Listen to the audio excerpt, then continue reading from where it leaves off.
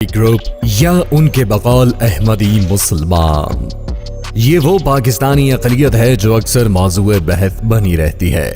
یہ کون ہیں، کہاں سے آئے، ان کے عقائد کیا ہے، کیا یہ روزے رکھتے ہیں، اور اگر رکھتے ہیں تو کیسے رکھتے ہیں۔ اس کے علاوہ ایک اہم سوال بھی جاننے کی کوشش کریں گے کہ مرزا غلام احمد قادیانی نے حج کیوں نہیں کیا تھا۔ ساتھ رہیے گا۔ اور اسرار دنیا پر آپ سن رہے ہیں شیخ اویس کی آواز۔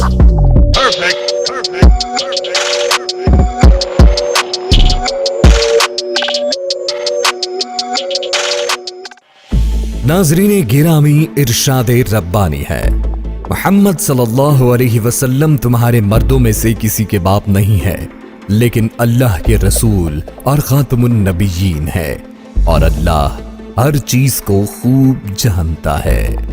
یہ آیت دین اسلام کے دوسرے رکن کی بنیاد ہے، جس کے مطابق حضور اکرم صلی اللہ علیہ وسلم کے بعد کوئی اور نبی نہیں آئے گا، مگر جیسے ہی ہمارے پیارے نبی صلی اللہ علیہ وسلم دنیا سے تشریف لے گئے، دنیا میں فتنے رونما ہونے لگے، جن میں سے ایک فتنہ مسلمہ کذاب کا ہے، جس نے آپ صلی اللہ علیہ وسلم کے بعد نبوت کا دعویٰ کر ڈالا، جبکہ ابھی کئی صحابہ کرام دنیا میں موجود تھے۔ حضرت ابو بکر صدیق رضی اللہ عنہ کے حکم پر مسلمہ کذاب کے خلاف مسلح جہاد بھی کر کے اس کی امت سمیت جہنم رسید بھی کر دیا گیا۔ اس طرح دنیا پر واضح کر دیا گیا کہ آئندہ نبوت کا دعویٰ کرنے والے کے ساتھ یہی سلوک کیا جائے گا۔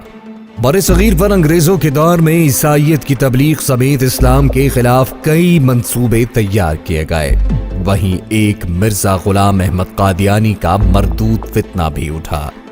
اس شخص نے اس دور میں اپنے نبی ہونے کا دعویٰ کیا۔ مرزا غلام احمد قادیانی نے نہ صرف خود کو محمد کہا بلکہ امام مہدی اور عیسیٰ بھی کہا، اپنی جماعت کو صحابہ کرام کی جماعت کہا، اور اپنی بیویوں کو امہات المومنین اور اپنے گھر والوں کو اہل بیت کا خطاب دیا، اور جنہوں نے مرزا قادیانی کو ماننے سے انکار کیا ان کو گالیاں دی گئی۔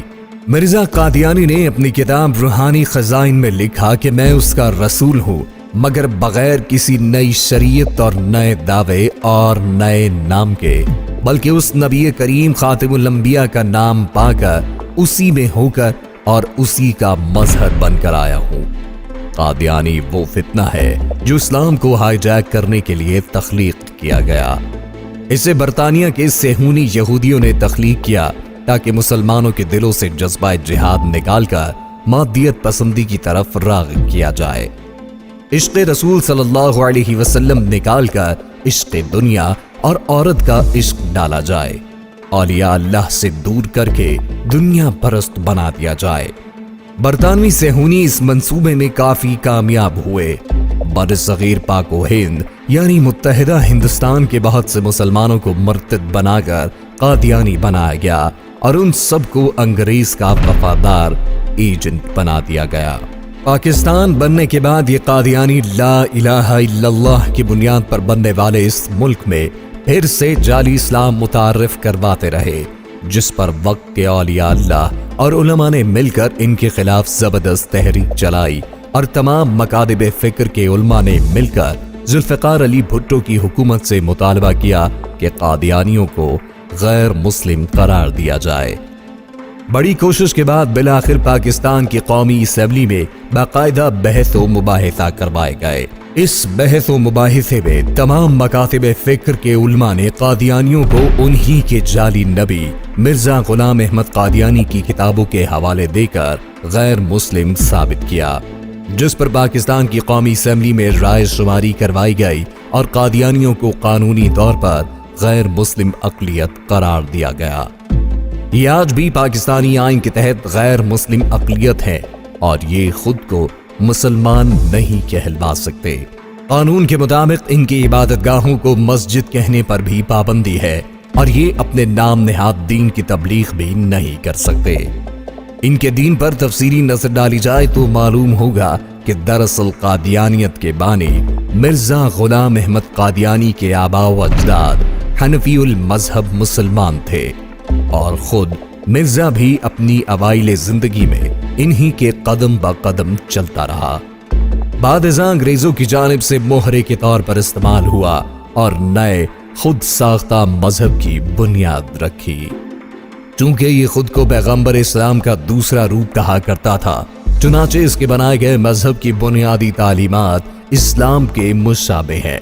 मामूली तरामीम के साथ इसके पैरोकार भी दीन इस्लाम के 4 अरकान पर कारबंद है।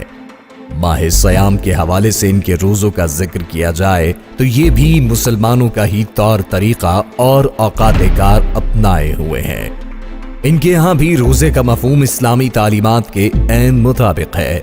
सहरो इफ्तार, जिक्र अस्कार, यहाँ तक के तरावी का एहतमाम भी इस्लामी अतवार की अक्कासी करता है।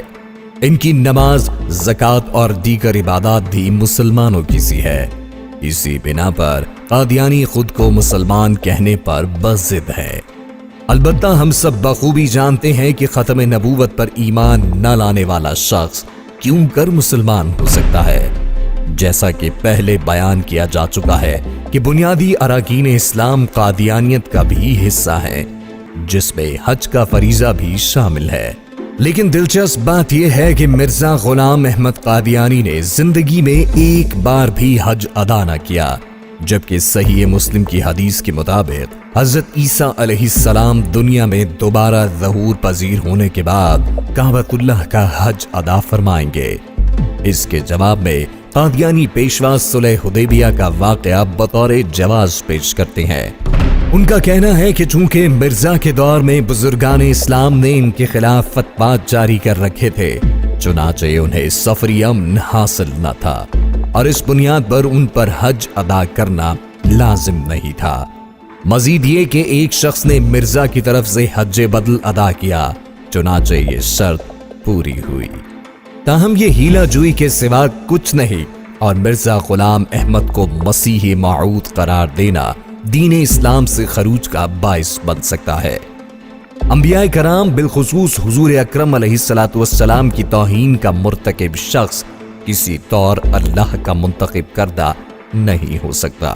इलावा अजीज झूठे मुद्दई नबूवत मलून मिर्जा कादियानी को दर्जनों बीमारियां लाहक थी और ये बीमारियां सारी जिंदगी उसके साथ चिमटी रही। जिंदगी के आखिरी हिस्से में मुसलसल असहाल और कै की वजह से उसके जिस्म, बिस्तर और कमरे में सख्त बदबू और ताफुन फैल गया था, जो अल्लाह के भेजे गए नबी की हुर्मत और कद्रो मंजिलत के मुनाफी है। कहा जाता है कि मिर्जा एक रोज रफ़ा हाजत के लिए बैतुल खला पहुंचा और वहीं गिरकर जहन्नुम वासिल हो गया।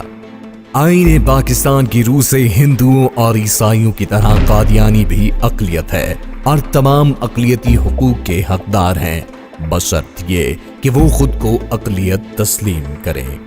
अलबत्ता वो किसी सूरत खुद को गैर मुस्लिम तस्लीम करने पर आमादा नहीं।